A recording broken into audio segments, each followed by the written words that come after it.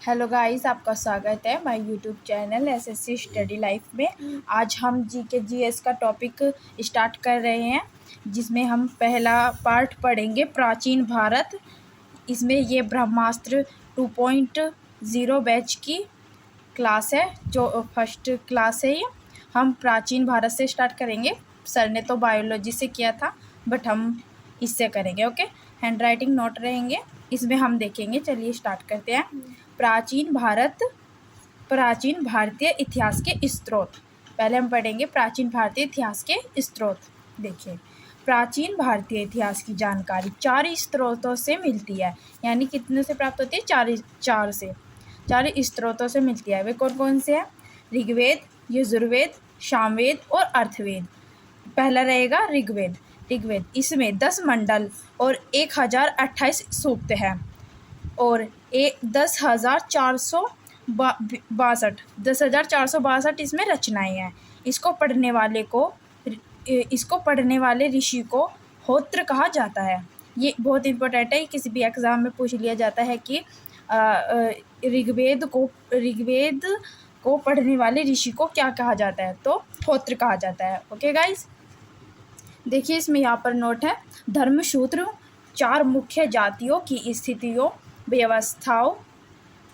व्यवसायों और दायित्व और कर्तव्य तथा विश्वास अधिकारी में स्पष्ट विभेद करता है।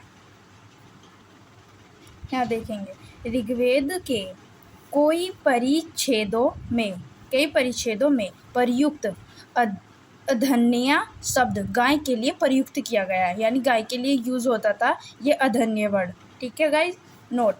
प्राचीन इतिहास के साधन के रूप में वैदिक साहित्य में ऋग्वेद के बाद सप्त ब्राह्मण का स्थान है। यानी पहला ऋग्वेद का स्थान है, ऋग्वेद का, और दूसरा है सतपथ ब्रह्मा का स्थान है। ठीक है ना गाइस।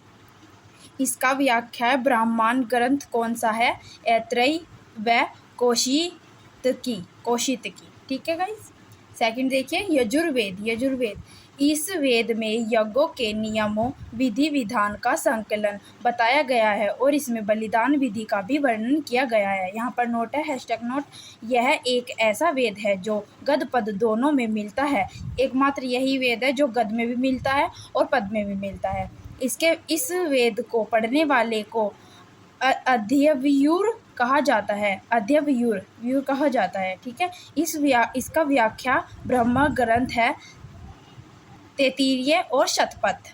सामवेद, यहाँ पर आ जाते हैं सामवेद। इसमें 1810 सूक्त है जो ऋग्वेद से लिए गए हैं।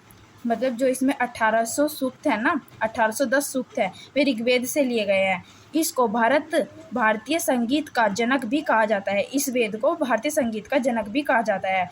नोट देखिए, यहाँ पर नोट है।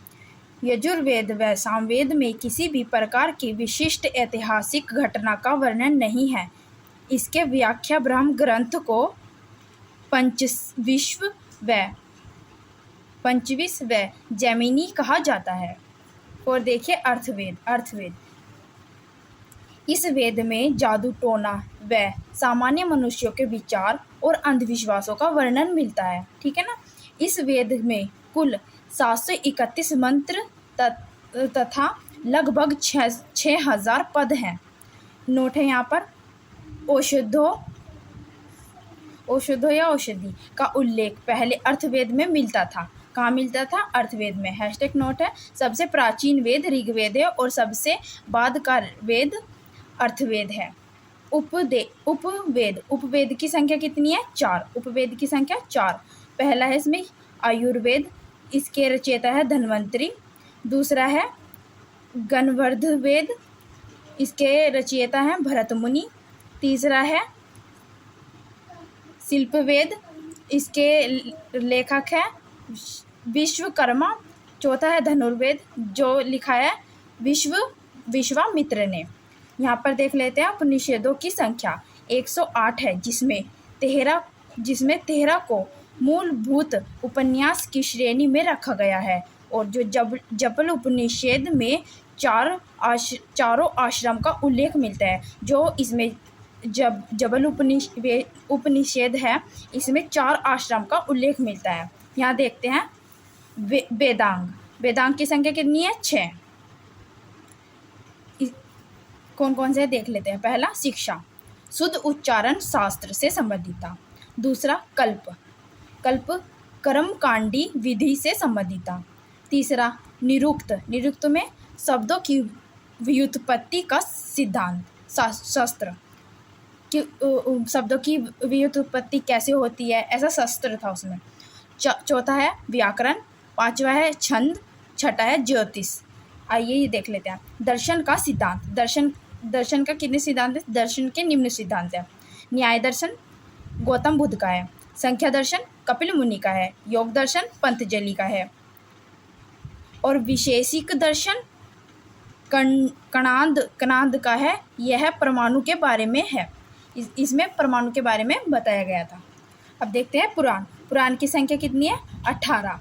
किंतु पुराणों की संख्या 18 होती है, किंतु 5 पुराण में ही राज्यों की वंशावली पाई जाती है। यानी जो पुराण थे उनमें से 5 पुराण में ही जो राज्य वंशावली चलती थी उसका 5 में ही वर्णन पाया जाता है। कौन से देख लेते हैं। मत्स्य पुराण, वायु पुराण, विष्णु पुराण, ब्रह्मांड पुराण और भगवत पुराण। नोट है यहाँ पर सामाजिक व सांस्कृतिक दृष्टि से अग्नि पुराण का काफ़ी महत्व है। हैशटैग नोट, पुराणों में मत्स्य पुराण सबसे प्राचीन व प्रमाणिक है। दोस्तों अगर आपको इसका PDF चाहिए होगा तो आप मेरे टेलीग्राम चैनल को ज्वाइन कर इसका फ्री PDF प्राप्त कर सकते हैं। SSC स्टडी लाइफ में ये चैनल आप टेलीग्राम पर सर्च करना, वहाँ चैनल आ जाएगा और वहाँ से आप फ्री PDF प्राप्त कर सकते हैं। अब देखते हैं विदेशी यात्री, यानी विदेशी यात्रियों से मिलने वाली जानकारी इतिहास के बारे में, भारतीय इतिहास के बारे में। देखिए यूनानी रोम लेखक, जिसमें पहला है मेगास्थनीज। यह सेल्यूकस निकेटर का राजदूत था जो चंद्रगुप्त मौर्य के दरबार में भारत आया था। इसकी पुस्तक थी इंडिका। सेकंड है हेरोडोटस, इसे इतिहास का पिता कहा जाता है। पुस्तक है इसकी हिस्टोरिका। यह भारत, फ्रांस, ईरान के संबंध वर्णन करता है। मतलब इसने अपनी पुस्तक में भारत, फ्रांस और ईरान के संबंधों का वर्णन किया है। थर्ड है डायोनिसियस।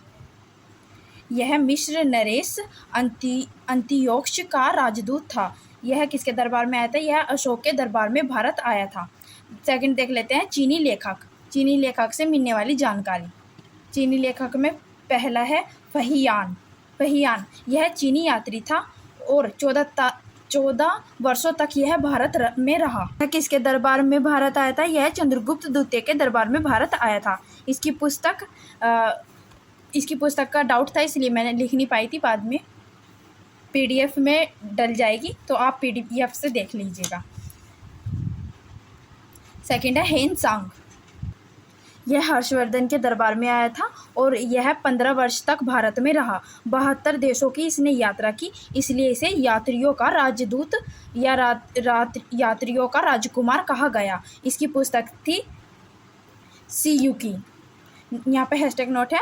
इसके समय में ही नालंदा विश्वविद्यालय के कुलपति आचार्य शीलभद्र थे। अब है अरबी लेखक, इनसे मिलने वाली जानकारी। पहले है अल-बरूनी। यह महमूद गजनवी के साथ भारत आया था। इसकी किताब या कृति है उल हिंद या तहकीके हिंद। ओके गाइस, आज हम इतना ही करेंगे, बाकी का मैं कल करा दूंगी। और आपको इसका PDF चाहिए तो आप टेलीग्राम चैनल पर जा सकते हैं, SSC स्टडी लाइफ में #123 आप वहाँ पर सर्च करके फ्री PDF इसकी प्राप्त कर सकते हैं। And thank you. जय हिंद।